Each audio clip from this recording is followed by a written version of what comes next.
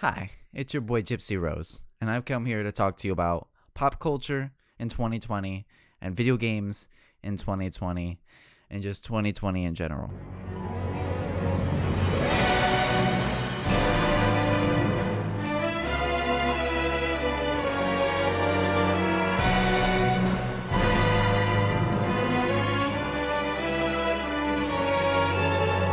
Now this year saw a lot of changes in a lot of different things. The NBA, NFL, MLB almost didn't exist. News outlets are just as scummy as they've always been, if not more, this year. And people barely want to acknowledge the fact that this is probably one of the saddest years in hip-hop ever. With the passing of Pop Smoke, Mo3, King Von, and more I'm not gonna mention here. So it's been a tough year in almost every sense of the word. And I'm very sick of people saying that, and I'm sure you are too.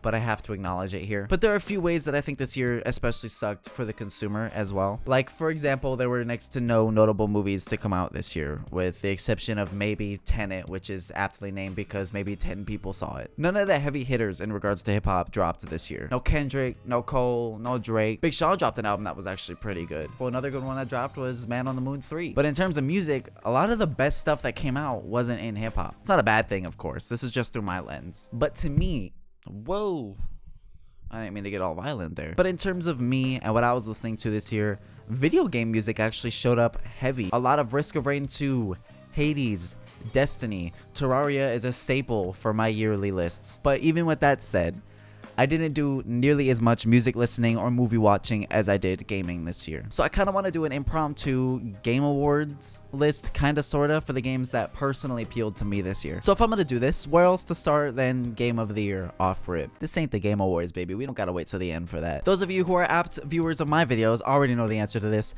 Risk of Rain 2 is my Game of the Year by far. Everything about this game screams passionate development. There were only 3 people working on the game. One of them was solely music. The vision of the game is way more easily attainable when you only have 3 people as opposed to 300 people. But this does make development for the game slow. But regardless, the music, the gameplay, the graphics all look amazing, and they come together in one amazing product and experience. He's got that exoskeletal pussy.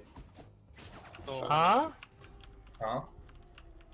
What? I don't want to have flashbacks. Browsing paheel.net, roll 34 for Risk of Rain 2. I No. was looking for Huntress and I found Beetle Queen. I'm so sad. No, what? It's starting. Yeah, there we go. Other games that were on that list, I guess, as nominees were Valorant, Animal Crossing, Among Us, and Witcher 3. I know Among Us and Witcher 3 didn't come out this year, but these are the games that impacted me the most this year, and I completely dove headfirst into the lore of Witcher and the Netflix series, and I started reading the books, and it's great. Among Us came out last year, but just the sheer power of friend compatibility and deceiving people that game brings, it's unlike anything else. Games like Among Us make me truly feel passionate and appreciative of being in this generation, because my parents will never get to experience the things I have playing this game. Animal Crossing is an amazing time waster, time killer, and Valorant is probably the best shooter to come out this year.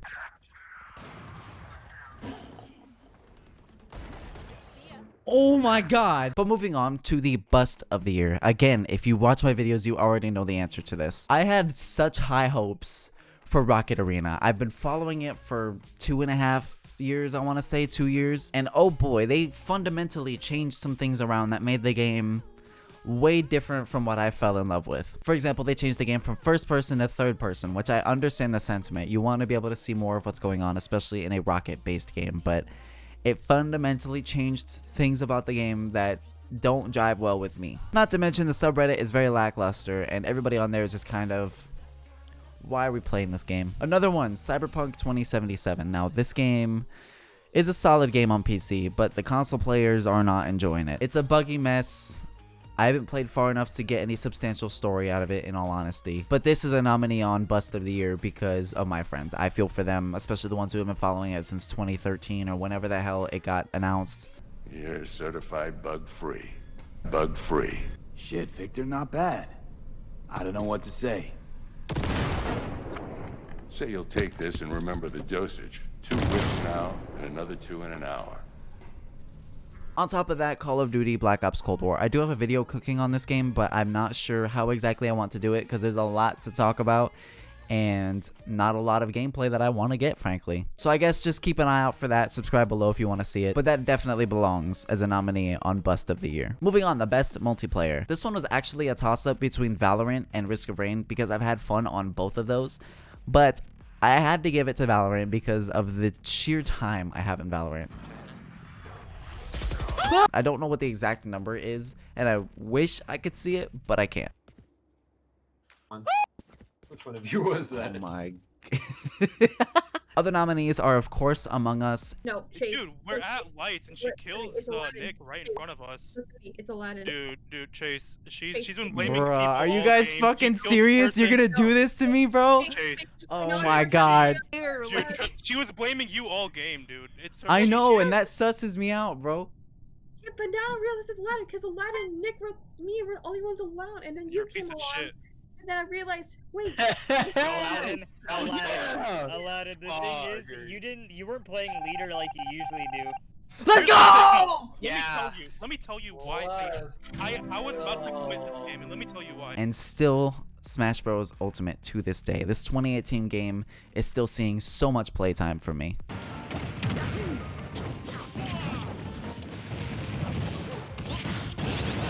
Moving on, the best game soundtrack of the year, the one that got the most spin for me. Without a doubt, Risk of Rain 2. I know Risk of Rain 2 is kind of clean in-house, but it was by far my favorite game of the year. Another game soundtrack that I've been listening to a lot. Pokemon, the 4th gen games. Oh my god. I can't get away from it. I can't get the melodies out of my head. I can't get these songs out of my head.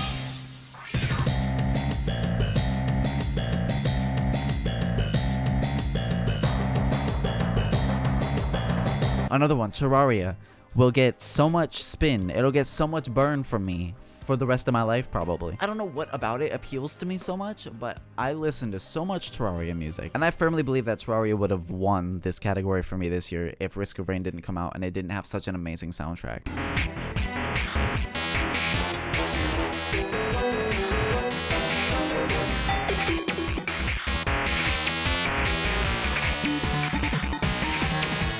And Destiny, I have to say Destiny, because Destiny has honestly spoiled the hell out of me when it comes to music. This is a video I do want to make in the future, and I do have plans to, that everything to me sounds like Destiny music. And I do want to get into the psychology of that sentiment, but Destiny music is absolutely amazing. It's the best study music. It's the best focusing music when I'm trying to focus on a game or something. It's the best art music when I sit down and draw. In fact, just about every thumbnail I've made over the past year, I've made it listening to a song from Destiny. I don't know what about it. It just gets the creative bloods flowing. Now, this one isn't quite a category, but I do want to put these games in the video because I got into them so recently. I didn't feel justified putting them into these lists. So I'll call this one games I'm enjoying or something. These are the games that I'm playing right now that I just started playing again recently. Off rip, Quake 2 and Quake 3 with my friends recently for some reason has been so much fun. Your boy gets tilted very easily, but I do love playing these games with my friends. Another one, Spellbreak, just got back into it recently. They just had their chapter 1 release. If you have been here for 3 years, you know that I did a Spellbreak video that I think is still up on my channel a while ago. I was still in college when I made that. I say that like it was forever ago, but it was actually just like a year or 2 ago. But yeah, Spellbreak just saw its season 1 release, and the game is a lot of fun. I highly recommend. If you have anything that is capable of playing it, including a PS4, I definitely recommend the play. It's free, so what are you missing out on? And last but not least, Legends of Runeterra. This is a very solid card game. It has honestly the best monetization ideas for a card game to ever exist, and the animations are gorgeous. They have no right to be as good as they are.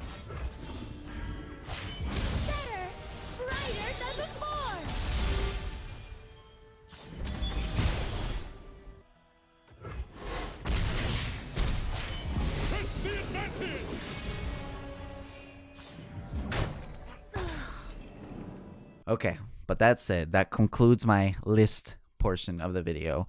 Before I peel out, there's a couple things I want to say, and it is a thank you to my friends. I wouldn't have played more than half the games that I did this year if it weren't for them. I mean, you guys listen to me bitch about whatever game I'm playing and never tell me to shut up, even though it's warranted sometimes. You listen to me bitch and complain at you when we're playing a PvP game, and you have never emotionally distance yourself from me. So Jesse, Sean, Emilio, Nick, Cole, we don't game much, but you still inspire me in ways that you don't know. Cheyenne, other Nick, Dominic, thank you guys. Thank you for an amazing year of gaming, and thank you for being there for me no matter what. Thank you for a year I will honestly never forget. Not because of the bad times, but because how you guys made the bad times more bearable. Now with that said, I hope you guys enjoyed the video, and remember, you can live for a check, live for a person, live for a faith. Just don't forget to live.